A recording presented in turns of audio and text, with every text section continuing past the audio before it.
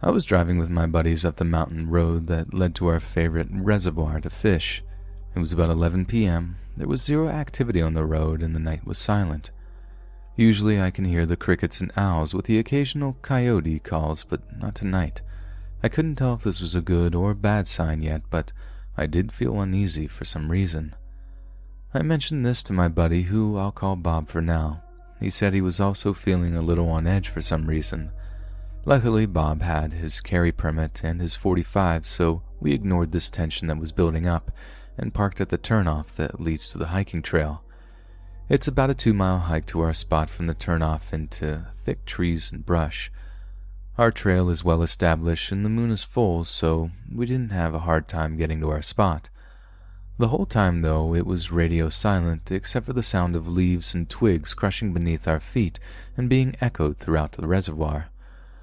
Our fishing spot is on the side of the mountain with trees to our left, right, and behind us, with the reservoir in front of us and not much space to move.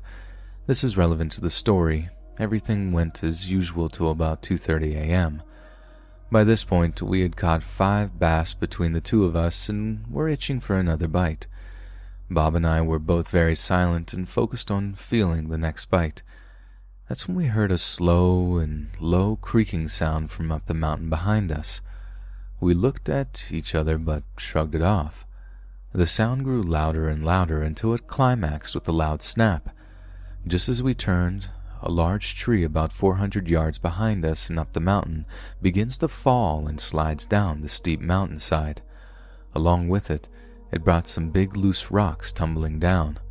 We start reeling up fast as we can and run back to the trail to our right and wait for everything to fall right into the water. The tree got caught on another group of trees about 50 yards from us, and a lot of rocks made it down into the water that we were just fishing at. We could have just died, is what we both said. We were pumped full of adrenaline trying to cool down, so we sat on a rock next to the trail and just breathed for a minute. That's when we heard a loud, bellowing howl that sounded like nothing I had ever heard or probably ever will again. If I had to describe it, it sounded like a depressed middle-aged man letting out all his pain in one long howl with the force of a lion's roar. I could feel the vibration in my chest as it let out this chilling cry.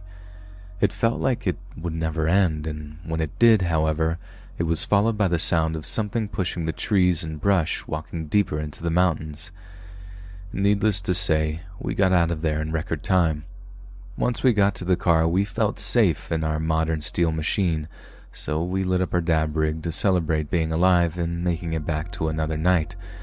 While we did make light of the situation at the time, it was definitely because if we had to take a hard look at what happened, we probably would have pooped ourselves.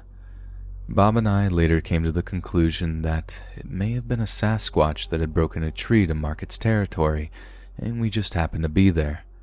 We still fish there to this day, and plenty goes on in Azusa Canyon, from ghosts to Bigfoot and everyday horrors. Nowhere is safe sometimes, but we'd rather be in nature enjoying ourselves than in the city. At least we pick our poison.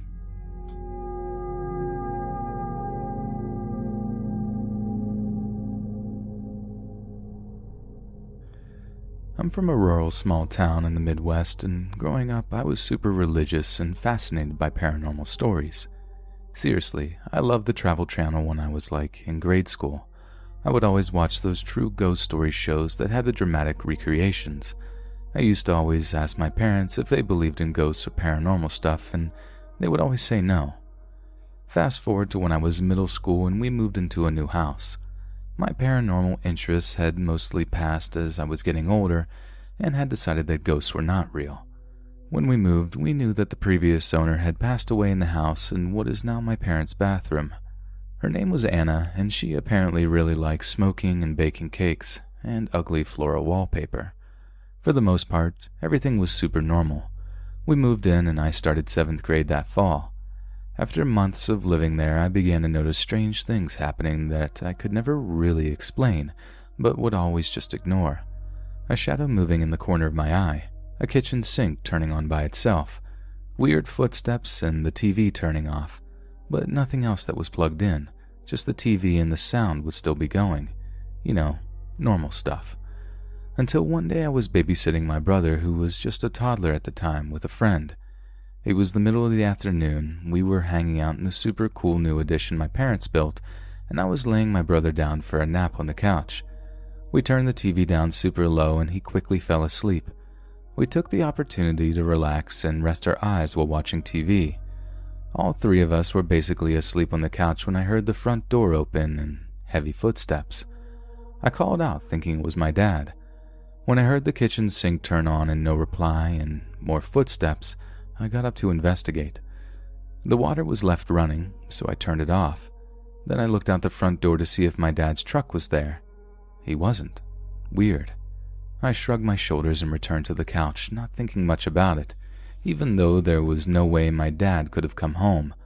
Walked inside to turn the sink on and leave, which, let's be honest, that would be a very weird thing to do anyway, in the amount of time it took me to get up and look for him. Well, whatever. A few more months go by. I was sitting at the kitchen table doing homework after school, waiting for my parents to come home. I remember this very clearly because it was right around the time that song by Lady Antebellum, Need You Now, was super popular, and I had just heard it on the XM radio. I was in the middle of homework when the radio goes dead. I was super focused on my homework, so I didn't notice it right away. That's when I hear the sink turn on. I got up, turned it off, and sat down to finish my homework. A few minutes passed, and I hear a large amount of water splash onto the kitchen counter. I jumped from my seat, freaked out by the noise, and got up to investigate only to find a puddle of water on the counter and floor. I was the only one home, so I was trying to rationalize how the water got there in the first place. Unsettled, I cleaned up the mess and returned to my homework. I didn't know what to say about the incident, or the one prior to that when I was babysitting, so I didn't talk about it with my parents for a long time. Weird stuff continued to happen, and I continued to ignore it. I always just thought there was some way to explain it. Entertainment items turning off or pausing for no reason. It was probably the electronics or the power outlets. Kitchen sinks turning on by themselves. Maybe I turned it on and forgot. Footsteps. That was just my imagination. Forgot about the weird water incident altogether. I don't remember how it started, but one day my parents and I were eating dinner, and someone made an offhand remark about weird stuff happening. I think it was my mom, so I started asking questions. Has the TV ever turned off for no reason? Yes. Have you ever seen a weird shadow in the corner of your eye? Yes. Has the sink turned off by itself? Yes, yes, yes. For them, it was always their bathroom sink. I laughed, almost relieved to talk about the weird stuff.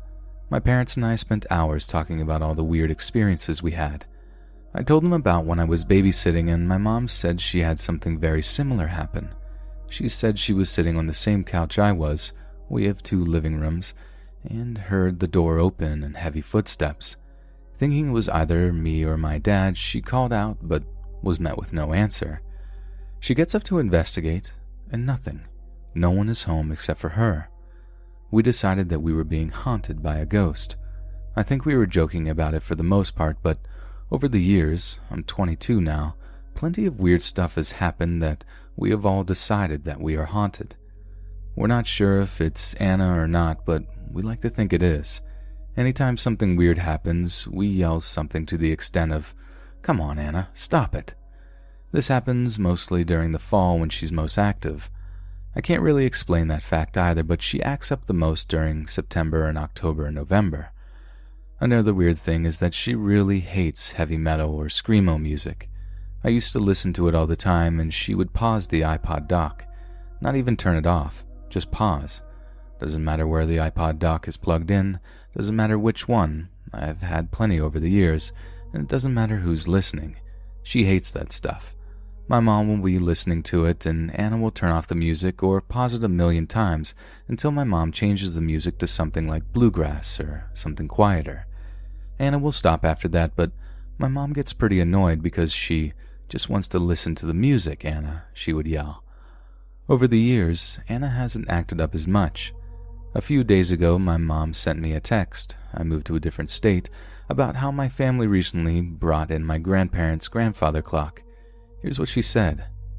"I kid you not. We have the grandfather clock from Papa and Grandma's house, The pendulum has not swung, nor has the clock turned since we brought it home. As a matter of fact, the key to get it started is missing. All of a sudden at 5:45 according to the clock, about 45 minutes behind current time, the clock chimes. Dad and I turned towards the clock because we weren't sure if it was on Harry Potter or in our house. The pendulum on the clock is moving, and the clock face is moving. It really was the clock chiming in our house that we heard. This can only mean one thing. Anna is back. I died laughing. Anna was probably just curious about why my parents couldn't get the clock to work and decided to take things into her own hands. Some things to note. I did ask if my brother had been messing with it, and she said no. Also, Anna doesn't do big things like that very often, especially when there's more than one person home. But when she does, it's always super surprising and funny, though she has kicked my dog before, which I don't really appreciate.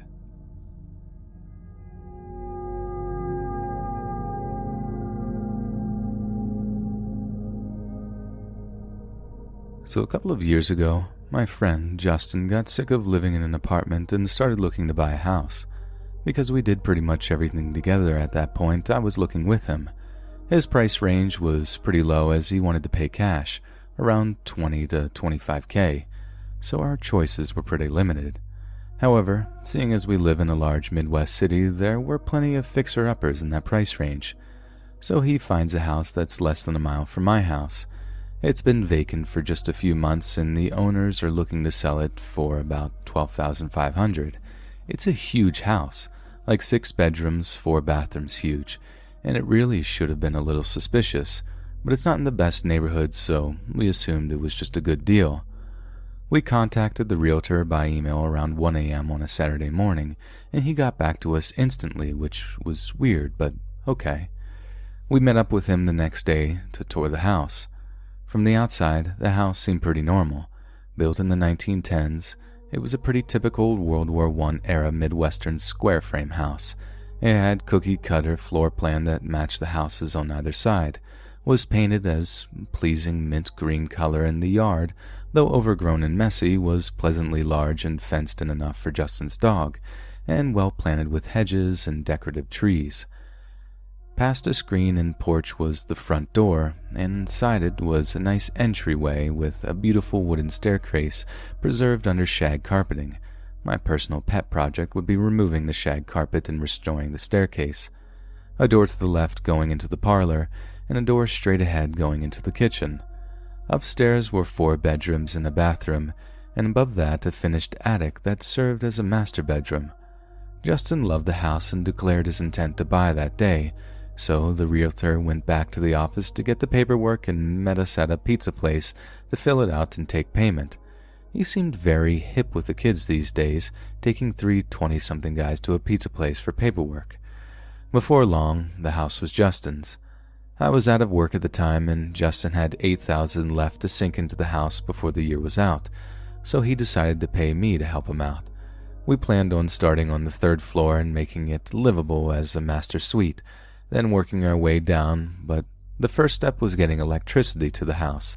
The power company was being a PITA, and that took about 2 weeks.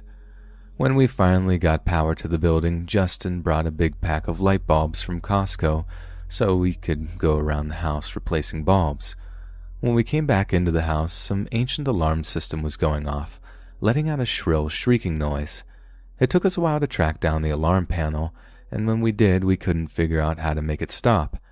Justin shrugged and said, "It's my house, my alarm panel." Took a hammer and bashed the alarm panel in until it stopped beeping. This would become a common thing for him with anything he wanted to remodel or replace anyways.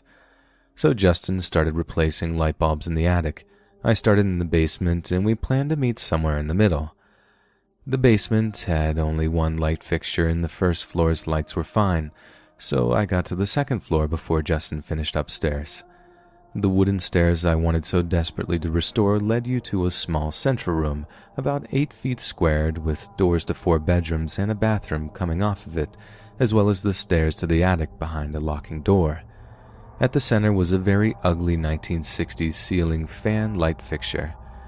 I flipped the light switch at the top of the stairs and the ceiling fan came on.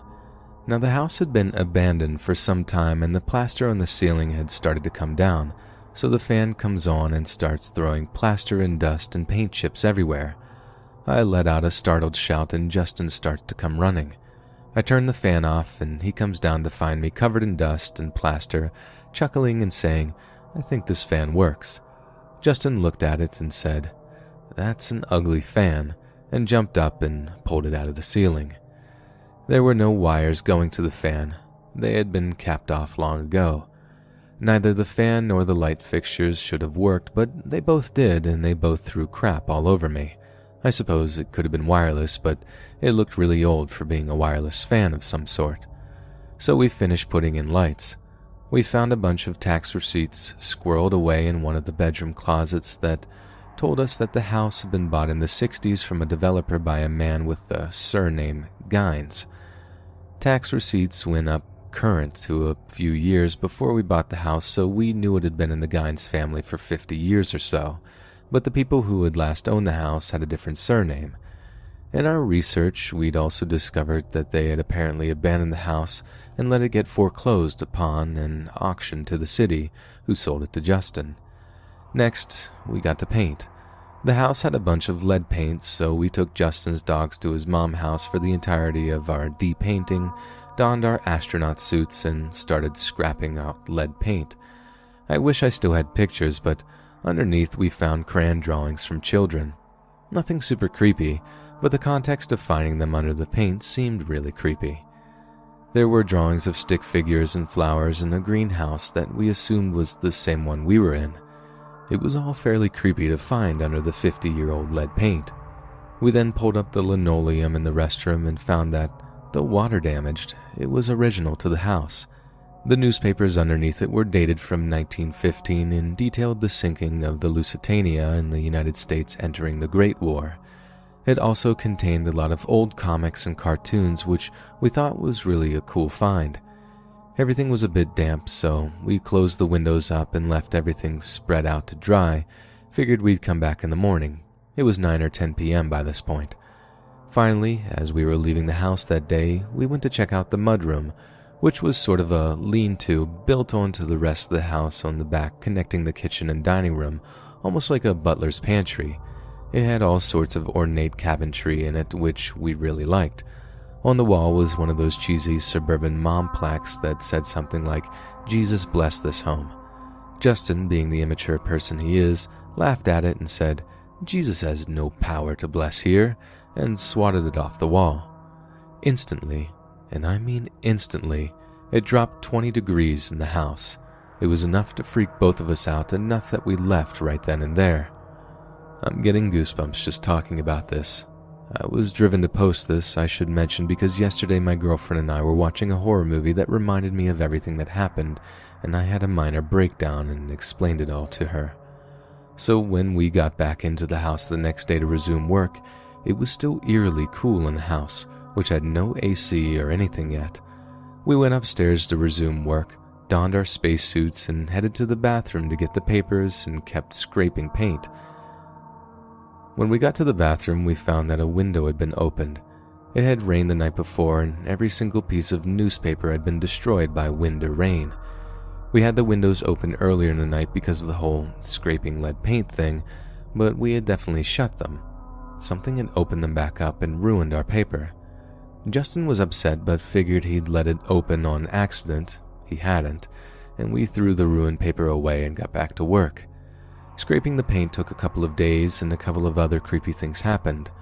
We uncovered more crayon drawings and some done in what appeared to be charcoal. Heard noises downstairs a couple of times when we were both upstairs, one of which resulted in Justin grabbing his gun and heading downstairs with it drawn because he was sure someone had broken in, and a couple of more temperature and pressure changes. Eventually, we finished scraping the lead paint.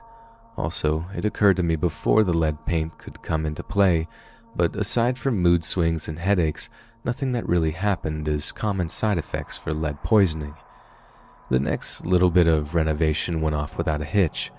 Justin got a window air conditioner and space heater and moved into the house by September of that year. At this point, I was still coming over several times a week to help out. Progress was slow, but it was slowly but surely becoming a livable space. With one functioning bedroom and bathroom and a mini kitchen consisting of a mini fridge and a microwave next to the bathroom, he was living there full time with his girlfriend and dogs. However, his girlfriend, who he had been dating for several years, and him started fighting, and they eventually broke up. I'm pretty mad at her for leaving him alone in that house all winter, to be honest. One day, he said that he came home and unlocked the door and didn't see the dogs, who would normally come running in, tails wagging and grinning, and barely let him pass the door, they were so happy to see him. He called out for them to no response. He set his stuff down in the kitchen and headed upstairs. In the landing space where the ceiling fan incident happened, he said he saw both dogs frozen still, hunched over, hackles raised, ready to strike, both focusing on the same spot on the wall. He tried to get them to snap out of it, but couldn't, so he shrugged it off and went upstairs to put his stuff down. Several minutes later, the dogs heard his PlayStation power up upstairs and ran up to greet him, as if that was the first time they had noticed he was home. He didn't tell me about this until later. When winter started to break, we got back to working on the house. All throughout the winter, Justin had been acting differently, suffering from depression, and I had tried to keep him company when I could instead of having him live all alone in that big, empty, creepy house. But with the warm weather, his mood seemed to lift.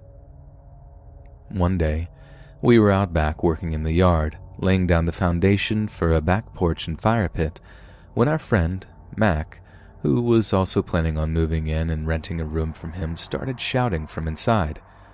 We ran inside and upstairs to see what was the matter and found one of his dogs, the older pit bull named Kane, lying on the floor, not breathing and foaming at the mouth. We rushed Kane to the animal hospital, but he was dead by the time we arrived. The vet said it looked like he'd either been poisoned or eaten something poisonous, but we could never figure out what it might have been. Kane was buried at Justin's parents' house because he didn't want him buried in the house that killed him. Justin took the death of his dog hard. Kane was a little older, but Justin had had him since he was a kid, and losing him was losing one of his best friends. Work slowed on the house again, and Justin started dating a stripper in what was a very toxic relationship. She moved into the house with him and was affected very heavily by whatever was in it. Eventually, she stole $1,000 from him, and when he confronted her about it, she attacked him, punched him several times, and stabbing him with a kitchen knife. He was hospitalized and honestly seemed to do better away from her in that house, and he ultimately decided not to press charges. While he was in the hospital, she stole more stuff from him, including his TV and PlayStation. When he went back to the house, our friend Mac had gotten engaged and moved out, and he was all alone with himself, the remaining dog, and whatever evil lurked in the house. Justin asked me to move in with him, and I almost did, but every time I stepped into the second floor of the house at this point, I felt this awful, heavy, dreadful feeling, like something in there definitely didn't want me there. I ultimately declined moving in, and I really wish I hadn't. By the time winter came again, the house was pretty much livable. Justin had recovered from his stab wound and had returned to the house to find that his brothers and I had gotten a lot of work done on the house. Most of the plumbing had been replaced, and the old aluminum wiring had been changed to copper, which had gotten all of the lead paint and most of the plaster removed and replaced, and the backyard was finished, complete with the fire pit. Justin was extremely grateful. He started renting out the other 4 rooms to help fund the final bits of restoration, including a new roof and exterior paint, but had trouble keeping the rooms filled. People would often move in and move back out within a month. It was like nobody could stand living in the house. So around January, Justin is living alone in the house again, just him and his dog. I'm still coming over fairly frequently, but have found steady work and am not spending nearly as much time working on the house anymore as I had been. I'm laying in my bed one night when I get a text from Justin. Can't do this anymore. Considering ending it all. Help. I texted him back immediately saying that if he could hold out until morning, he'd be fine. I told him my doors were open if he wanted to get out of that house and asked if he needed to come over and if I could pick him up. He didn't respond. I tried calling him, but it didn't go through. I eventually wound up going to sleep. The next day, I wake up to a missed call from him. I try to call him back, and the call goes to voicemail. I decide to go over and check up on him later before work. I'm eating breakfast when a text comes in. I don't still have the text saved, but I can remember exactly what it said. From Justin, 11:30 a.m.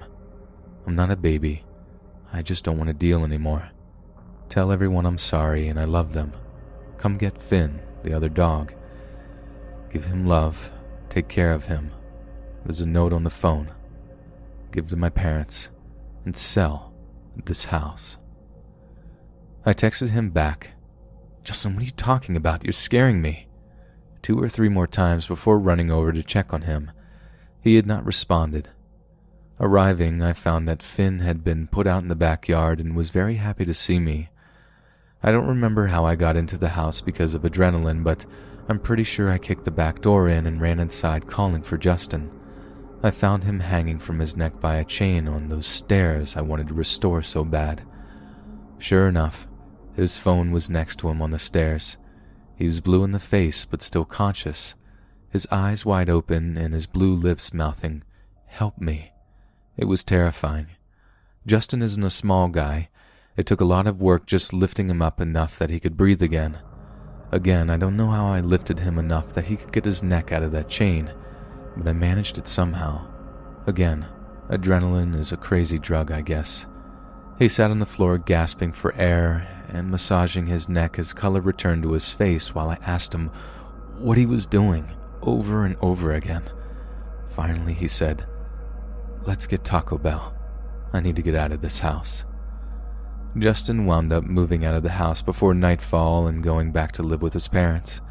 As far as I know, the house is still sitting there empty. He doesn't want to sell it because he doesn't want someone else to have to deal with whatever's in that house. I think he plans on tearing it down and using the land for something else, but the city has the land zoned residential, so who knows how long that'll take. He's now living in an apartment with his new fiancée and their 1-year-old kid, which tells you how long ago this was. Finn is still alive and well, and Kane is sorely missed. I used to drive by the house all the time as it's on a somewhat major thoroughfare just off the highway, and I've been avoiding it as of late. I haven't stepped foot in the house for more than a year now, and I'm glad of that. Whatever's living in there clearly wants to be left alone. Doing some research on the house, we discovered that the owner, Mr. Gines, was actually the grandfather of someone we went to high school with. When we asked him about it, he said that his grandpa took his own life in his bedroom on the 2nd floor in 2007.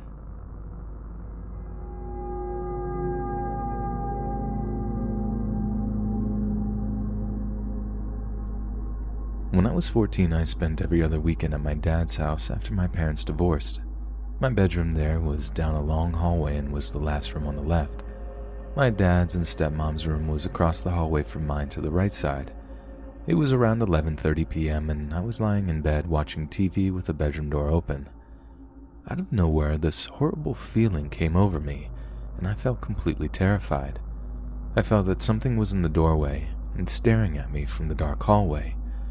I had never been this scared in my life before. I couldn't even move. It was this dark, heavy, and oppressive feeling that just kept hitting me in waves.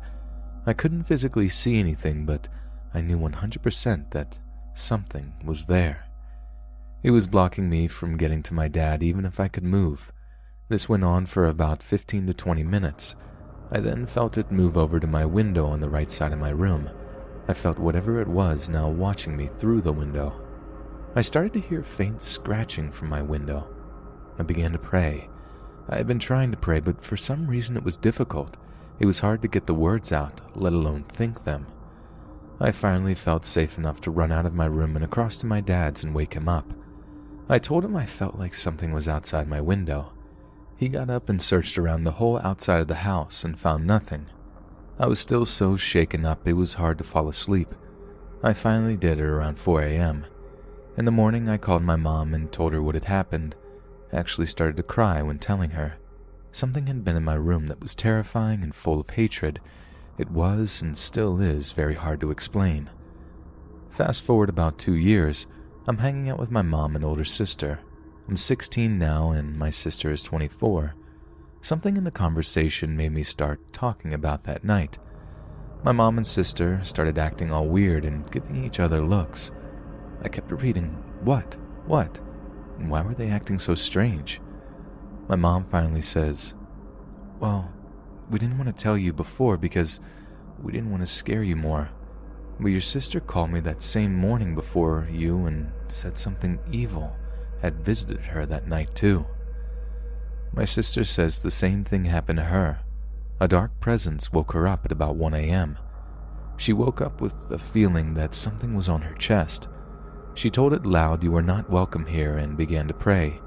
She says she actually saw a black mass fly up above her, and it was then flung backwards out of the window.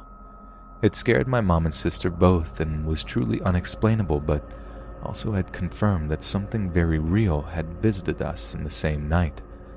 Thinking back on my phone conversation that morning with my mom, I then understood why she seemed so spooked and weirded out when I told her about my experience. I had been expecting her to say something along the lines of it just being my imagination.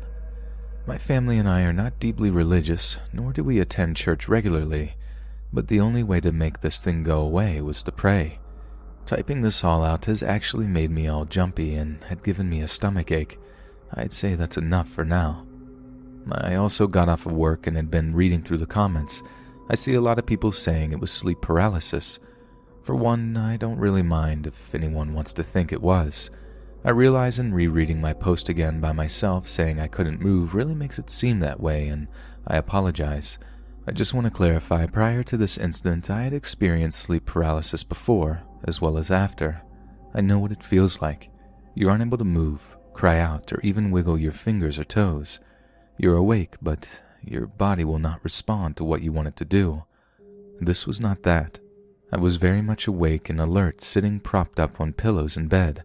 I had full control over my body. I was frozen in fear and didn't want to move much or yell out because I felt it would come rushing straight at me. I did make small movements, I remember, grabbing my blankets, turning my head to the side when it moved to my window, then making my run for it.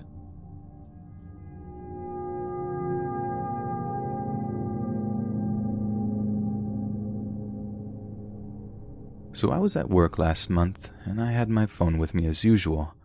I know I had it because I and my boss were working in an apartment building fixing a toilet that was leaking into the unit below. We were using our phones to communicate, flush the toilet, turn on the tub and sink, and shut it off. When done, I set my phone with my unused tools, cigarettes, drink, all the important stuff kept together. About an hour later, my boss gets a phone call from my phone. Someone found it laying in the middle of the street, close to our office, about 10 miles away in another city. I have 2 witnesses to this, and we are all baffled.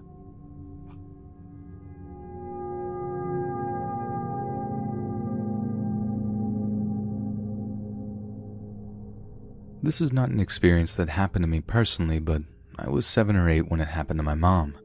So some backstory that isn't necessarily important but could help give some insight to me and my mom. When I was younger, my dad traveled a lot. He would fly out on a Sunday afternoon and fly back in on a Friday night. He was gone most of the week, every week, with a rare exception otherwise. So it was mostly just me and my mom in the house.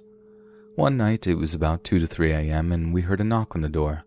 My mom was really confused and was hesitant to open it, but she did because it was an officer, so she thought maybe something had happened to my dad. I remember standing behind my mom, and the officer explained that they had picked up this old lady that was wandering around the roads in her late 80s, and they had told the officers that her name was BDW, the same as my mom's, her date of birth, same as my mom's, and gave the officer our home address as well. My mother was in her late 30s at the time, and both my grandmothers were relatively young, in their mid-50s or early 60s, and we don't have a history of early onset dementia, so we were really confused. I remember my mom asking the officer if she could speak to the lady. She thought maybe it was a family friend or something that was in trouble. She went outside, and I stayed by the door, and she came back pale as a ghost and about to cry. I asked her who it was, and she said it was no one and we should go back to bed. She told the officer this as well and said that she was sorry the lady had wasted his time. I don't want to explain that I remember the police lights shining through the windows. I remember the knock. I remember the officer talking to my mom. That next morning, my mom seemed off. My mother was always cheery and the perpetually happy person, but that morning she was not, and I wrote it off as she was tired from the previous night. When I was about 14 or 15, it crossed my mind again, and I asked her about it.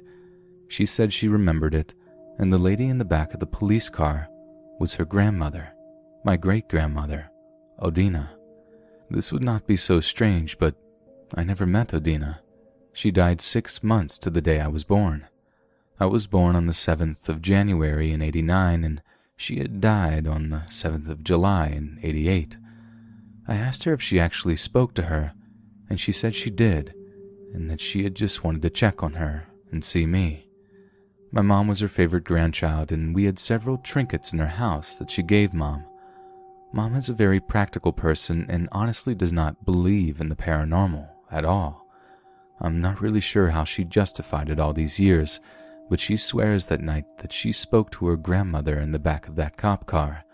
I thought maybe I had dreamed it, but before I posted it here, I called her to verify this did in fact happen, and it wasn't my weird little brain making it up at the time. Another odd thing was that the cop just left and we never saw him again. I was never quite sure what to make of this, since it was a spirit in his back seat, or maybe the whole thing was some spiritual paranormal thing, but I think my skeptic of a mother was happy it did happen, since she never got to say goodbye to her grandmother.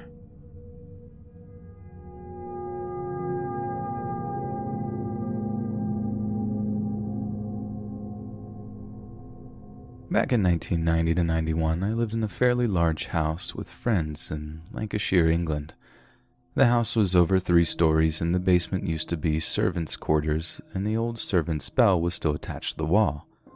I've always seen things and felt spirits since being really young, but hadn't really felt anything in the house for months. It was party central most of the time, so there were lots of people coming and going, and music was always playing. It was a great place to live when you're just leaving your teenage years and don't have many cares in the world. After a few months of sleeping alone in the basement, I've had my first encounter. It was so unexpected I thought someone was playing tricks on me. I was in my room and heard someone shouting my name a few times. After calling back and getting no answer, I searched the other 3 rooms to see if someone was joking around. Then, when walking back into my room, I heard someone say my name right behind me. I stopped, frozen for a second while all my senses screamed at me. I knew 100% I was alone down there. I turned on my heels and ran to the stairs, and then, in my peripheral, I saw a black mass moving alongside me on the outside of the staircase. I ran as fast as my deadweight legs could take me. I was quite hysterical, and my friend up on the top floor instantly knew I'd experienced something terrifying. I couldn't go back down there. I had to have friends come down with me to get my things as I was so scared. After sleeping on the sofa for weeks, I decided I was going to brave going back to my old room. I just couldn't cope sleeping near the kitchen and having housemates wake me at the crack of dawn with their breakfast munchings. I had been back in my room for a couple of nights when I heard shuffling coming into my room. I thought it was my friend's old dog, who seemed to like coming down to my room to poo. I told him to leave, but he just ignored me. I called his name again, and nothing, just silence. I sat up and looked around, but he wasn't there. Laying back down, I grabbed my book and I tried to dismiss it. I then heard quiet snoring coming from the bottom of my bed, which got louder. It was a deep rattle type of snoring. I sat up and scooped up my duvet and marched quickly upstairs to the sofa. I eventually nodded off and told my housemates the next day. They were trying to find reasonable explanations, even saying the sounds of a seagull could have carried itself down the closed chimney to the bottom of my bed. After another week of sofa sprawling, I moved into a room opposite the kitchen. I had a bed, sofa, and TV my friend had left there, so it was really cozy and I felt safe. Weeks passed, and then one Sunday afternoon I sat watching TV. I could hear someone whistling to the advert tune on the TV, and then the advert ended, but the whistling didn't. After a few minutes, I started to find the whistle sounds annoying. Then it got louder and closer and was in my room with me. I just freaked out and ran to a friend who was sleeping in the room directly above me. I woke her and asked her to come down to my room with me. She agreed as she could see how concerned I was. We went back to my room with her boyfriend in tow. The whistling had stopped and I eventually spoke out and dared to do it while others were present, instead of making me seem crazy and neurotic. After a few minutes it started again, quietly at first and then raising in volume, like it had gained more energy in its momentum. My friend's boyfriend swiftly left the room, saying, "Sod this," leaving me and my mate staring at each other with blank faces. My friend spoke out, "Why don't you just leave her alone?" And then I realized it was whistling a tune, and my brain scrambled quickly to trying to figure out what it was. My friend stood up, quite scared at this point, telling me to come on. I said, "No, wait. Oh my God. Who's afraid of the big bad wolf, the big bad wolf, the big bad wolf?" Yeah, I didn't stay after that. And we, my friend, her boyfriend, and myself managed to move into a vacant flat next door the very same day. A new tenant in the house was very animated and excited to hear what I'd experienced, and she said she hoped she'd see something there. Then within a couple of months she was screaming the house down after she saw a suited man in the basement who leaned against the doorway, folded his arms, and smirked at her. I wished I'd got someone in to help clear the house, as I do worry that someone moving in may have children use the basement for a play area. I still can't bear to hear whistling near me.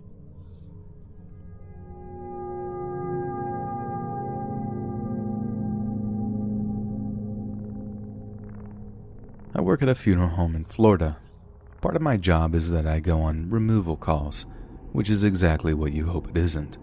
Dead bodies don't bother me, and I'm the youngest, closest to fit guy they have, so if we get a removal call for someone of any decent size, or in a house that could be awkward to maneuver in, they send me and one of my coworkers to bring the deceased back to the morgue or crematorium.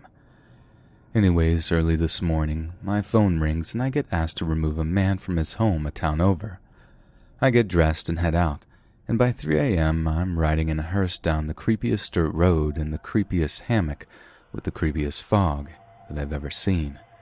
Even though the moon was 3/4 full, it was super cloudy and there was absolutely no light. I don't know why, but pine trees and palmetto just give me the creeps anyways, so I was already kind of edgy. Eventually, and I do mean eventually, we got to this old brick cabin.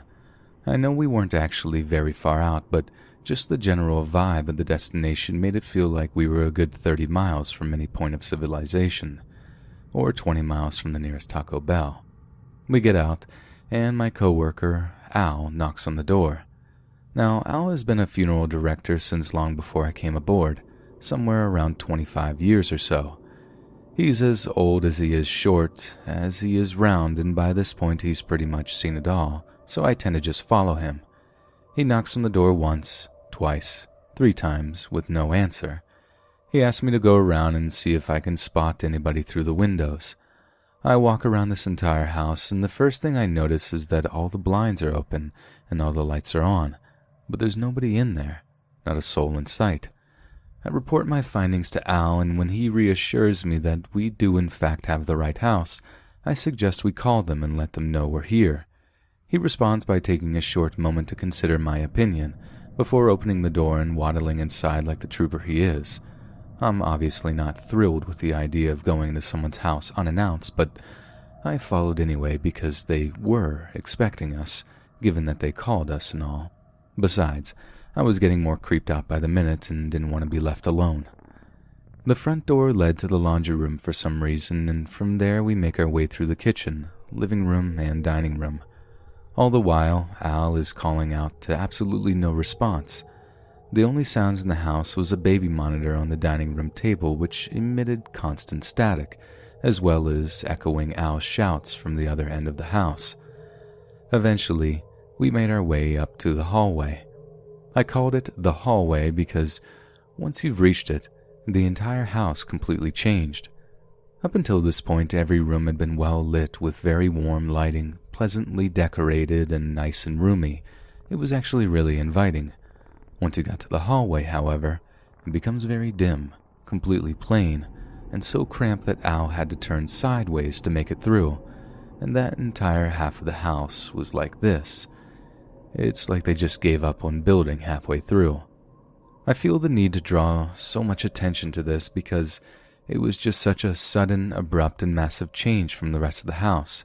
My first thought was that this half was just an add-on, but no. The front door was in the middle of the hallway. Everybody just used the laundry room door because it was closer to the gate and easier to maneuver through. Plus, the only very thin bathroom was on this end of the house. It was weird. Anyways, when we got to the hallway, Al lets out one more hello. Right on cue, a cowboy materializes just around the corner and speed walks towards us with a huge smile on his face, coming to shake our hands. He welcomes us and leads us to the very back of the house, into a tiny bedroom with one tiny lamp on the corner lighting the whole room. In this room was the cowboy, his mother, his deceased father, and the father's nurse. It was here that I noticed the other baby monitor, the one that was picking up Al's shouts and playing it back on the other side of the dining room, but nothing else, which means they could hear us calling to them, but nobody said anything the entire time, and the cowboy didn't move until a solid 45 seconds later when he sped walk into the hallway. Anyways, we chatted for a few minutes, and when a puppy came up to me, the mother let me know that her name was Precious. This is noteworthy because it was the only time I saw the woman move. In fact, when I first came into the room, she was blankly staring at a wall, and I initially mistook her for the person we were here to remove. It's also worth mentioning that she just disappeared at some point during the removal. Like 1 minute she was there, and when I took my eyes off of her for a second, both she and Precious were gone. I was standing in the only doorway, and I don't remember either one walking past me. That was the last time I saw either of them, though as we were halfway through the hallway on our way out, I could hear Precious barking from somewhere in the house. So we eventually got to work. The hallway is too short for the cot to turn the corner, so Al, the nurse, and myself carry the man down the hallway. Eventually we make it, and the rest of the removal goes smoothly.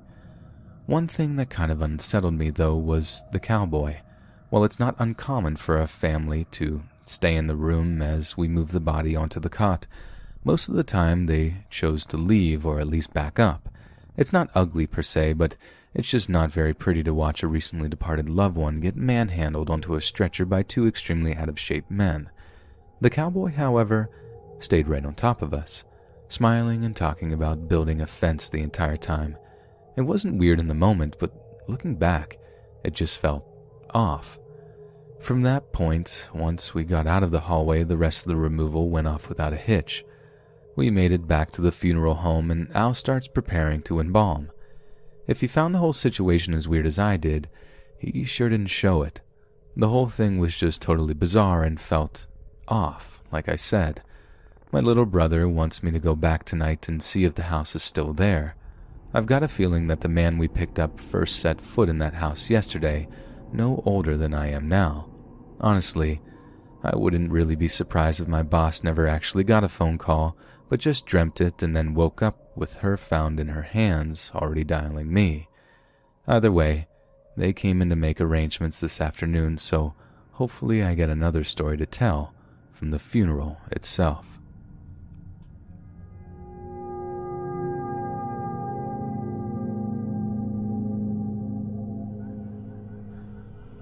So my aunt and uncle went on a week-long vacation and asked me to come feed the dog every day.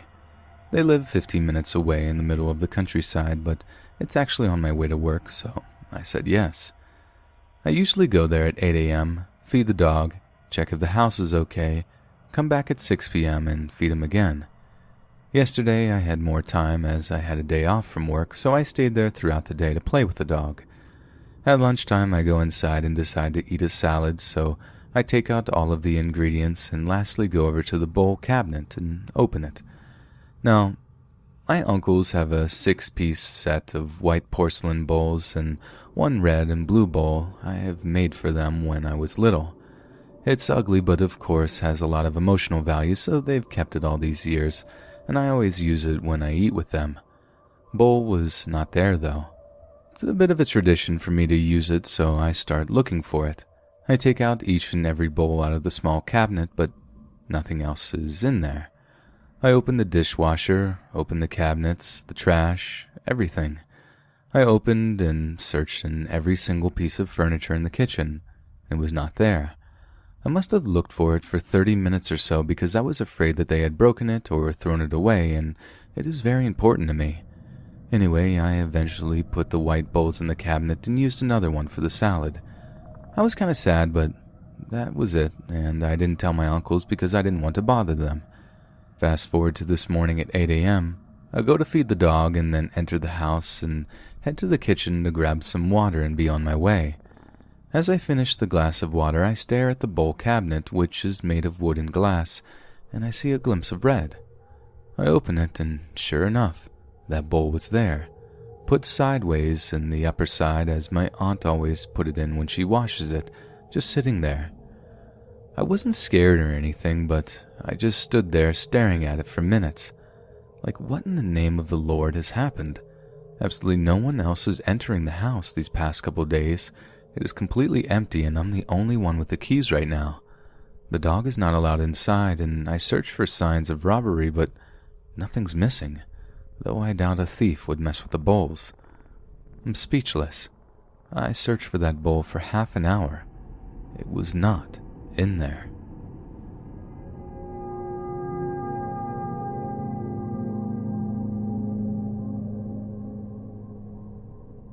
I'm active duty Air Force, and I was PCSing from Las Vegas to Georgia. I had one of my girlfriends drive with me because it was just my 6-month-old son and me, and that's a super long drive alone. Anyways, we left Vegas way later than I wanted. We were supposed to make it to Albuquerque that first night. My goal was to be off the road by 8 p.m., but we didn't leave Vegas until about 1:30 p.m., and with a baby that still took bottles and was in diapers, you can imagine how that goes.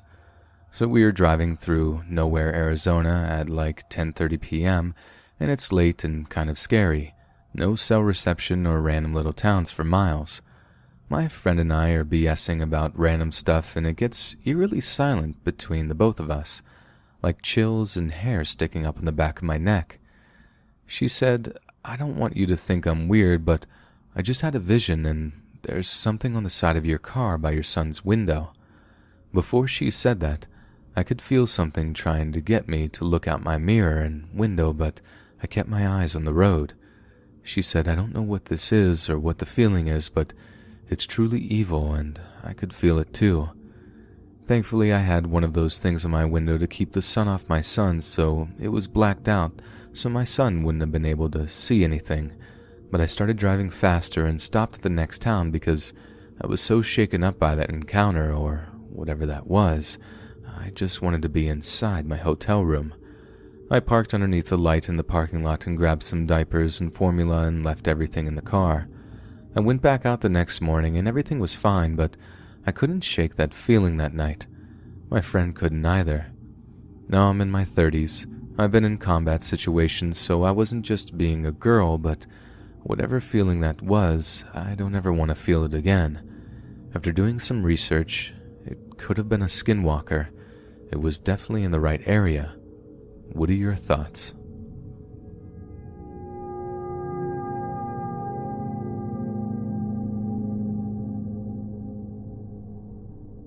I was around the age of 15 when the story took place, and yes, as I have stated before, these are true events that have happened throughout my life. A little backstory. My mother and father at this time had been divorced for a good 4 or 5 years now. So, she was a single mother raising 3 kids on her own as my father was never really in the picture. She had no easy job, to say the least. My mother, after my siblings and I went to bed and she was off work, decided to take an hour or so to herself and get on the computer. She, of course, liked the time in the late 90s, internet and chat rooms were the big thing, and well, My mom enjoyed talking and sharing her thoughts with those who seemed to be like-minded people. Fast forward a year. I'm 15 and my mother had many friends, and one of the lucky few my mother actually talked to on a personal level was named John. Actually, a quick small note. His name wasn't John, but I feel it a bit weird using his real name, and it's more so out of respect for him, and you'll see why. John, you see, was dying and he was in a wheelchair. He had terminal cancer that spread throughout his body. He was only using 10% of his lungs. He had lost his legs to this terrible illness, and being online was his way of being social as he couldn't get out much. He also kept his illness to himself, only to confide in a few like my mother and others. So my mom and John would talk a lot about things, and when he had a bad day or my mom had a bad day, they would try to cheer each other up by virtual dancing in chat rooms to the WAV sounds they played. Yes, weird, and yes, I typed WAV sounds before MP3s. Oh, and I should mention that every time John would send an instant message and say hello, he would send her the image of the @ sign, a couple of hyphens, an arrow, and a couple of hyphens, and a comma. He would also tell my mother no matter where he was, he would always watch over my mom and her angels. 2 days passed and my mother hadn't heard from her friend. She was concerned, but not too concerned, as, again, her friend probably was busy with other matters. On the 3rd day, one of his relatives instant messaged her and told her the sad news that John had passed away due to complications of his illness. He also wanted his relative to give her this, and he typed out that rose and those symbols that he would send, which, by the way, still found a way to give her a rose even in his passing. Now, of course, Mom wasn't quick to believe, so she did some investigating, and yes, in fact, she found John's obituary, and in that fact, my mom cried. Another small note. One of my mother's hobbies is painting, and she had shared many of her paintings with him through email, and John loved them. This is where things get weird. 3 days later, I am sitting on the couch watching TV in the living room. My sister and brother are in bed, and my mom is on the computer in the living room off on the other side of the room. It's quiet, and then, in the front room of our home, that my mother called her studio, we hear a loud thud. Now, we both stop what we were doing and look at each other with that, "Did you hear what I heard?" look. I just slowly nod. We were in the country in the Outer Banks of North Carolina, and I don't know what my mom was thinking, but I was afraid that someone was in the house. Then I found myself saying to my mom, "Maybe it's a mouse."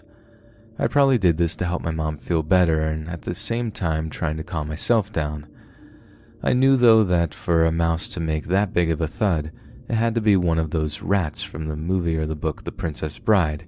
You know, ROUS. Mom gets up from the computer, walks over to the closet, and grabs one of my old metal softball bats that she named Bubba and headed toward her studio. I follow. When stuff like this happened, I tend to make jokes, calling it a coping mechanism. So I comically pictured someone watching this scene on TV throwing popcorn at the screen, shouting not to open the door and calling us dumb. So yes, dumb as we were, my mom opens the door, quickly flips on the light, bat held high and ready to hit whomever was in her studio. I watched as she lowered the bat as there was no one there. It was a small studio, so you could clearly see everything in the room. Window, etc. was locked. Nothing. I watched my mother look around and then her eyes stop on something, and the look on her face was easily described as pure confusion. I follow her gaze to a painting face down on the floor halfway across the room. Her eyes then moved to look behind her, to see her easel which had that painting on it before. I only know that the painting was on it because out of my mother's mouth was, "I left my painting on the easel before I made dinner. How did it get over there?" She looks at me for answers as we stare back at the painting across the room. Right. Weird. I had no words, and I watched as my mother moved over to her painting, picked it up, inspected it for damage, seeing none, and just put it back on the easel. We don't say any more about it that night, and I go to bed, and she does too. So on the next day, my mom and I say nothing about what happened the night before, and we go on about our days. Again, that night, Mom's on the computer, I'm in my room. I hear a loud thud coming from the living room where my mom was. This time, my siblings and I run to see if my mom was okay, afraid she might have fallen or something. We found Mom staring down at a painting that had been on the wall for years now on the floor. Her face said it all. While she was busy doing her thing on the computer, the painting somehow just fell off the wall. I again, to make people feel better, said, "Oh, Mom, it was bound to happen. The nail probably just moved or something. Nothing to worry about." Relief filled my mom's face as she agreed. My siblings went back to bed, and my mother, of course, asked me to put the painting back up on the wall, which I said I would do, and, well, won't lie, I forgot about it that night and left it on the floor. My mother that night, before bed, decided to leave it on the floor to teach me a lesson and see if I would remember to put it back up on the wall the next day. To my mother's delight, the painting was back up on the wall the very next morning, and she was proud of herself and her parenting skills as her plan worked. Her darling daughter actually put the painting back on the wall like she had asked. So she found me out in my room and said, "Honey, I want to thank you for putting the painting back on the wall." I looked at her, and my face looked odd as I said, "Mom, I didn't put the painting on the wall. I'm sorry, I forgot about it, actually." Mom laughs a little. "Stop joking like that." "I'm not joking, Mom. I didn't put the painting back on the wall," I reply, and now I'm just confused as she is. The only other person who would be able to put the heavy picture back on the wall was my sister, because my brother was too little at the time.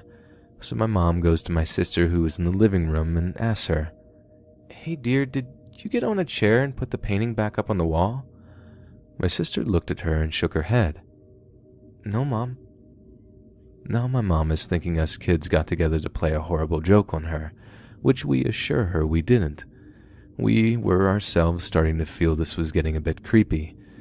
As if a light bulb went on in my mom's brain, she looks around the room and just shouts, "All right, John, I know you're here. Thank you for letting me know you're okay, but you're scaring the kids and me, and you don't have to watch over us anymore. Go into the light." Yeah, we thought Mom had lost it. I just stared at her, and so did my siblings. Funny thing though, after she said that, nothing like that happened again. Who knows if it was John or maybe something else. I just know it was really weird.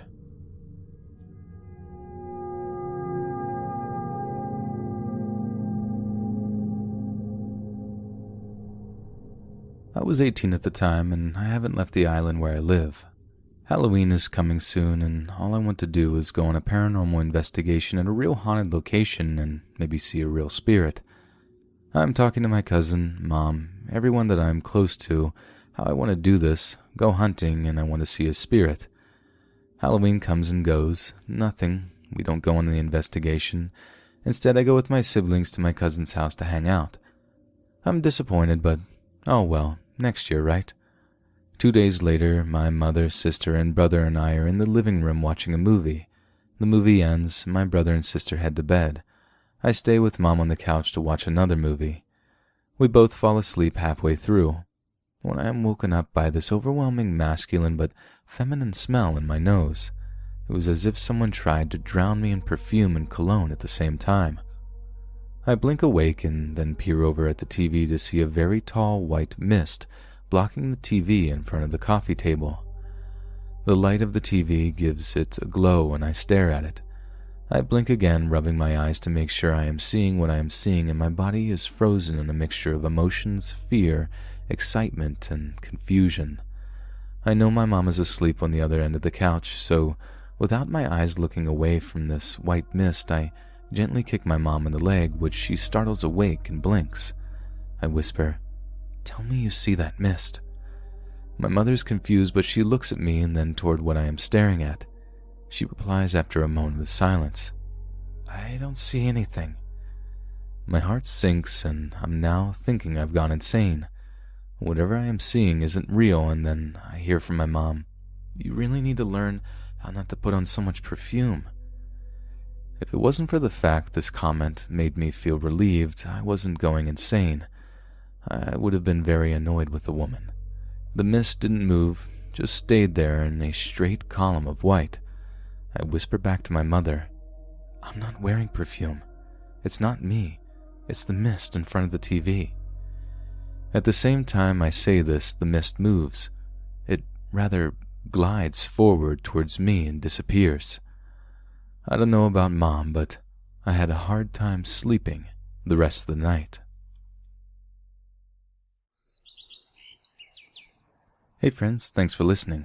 Be sure to subscribe and click that notification bell to be alerted of all future narrations. If you got a story, be sure to submit them to my subreddit, r.let's.read.official, and give and receive feedback from the community, and maybe even hear it featured here on the channel. And if you want to support me even more, grab early access to all future narrations for just $1 a month on Patreon, and maybe even pick up some Let's Read merch on Spreadshirt.com. Links in the bio. Thanks so much, friends, and I'll see you again soon.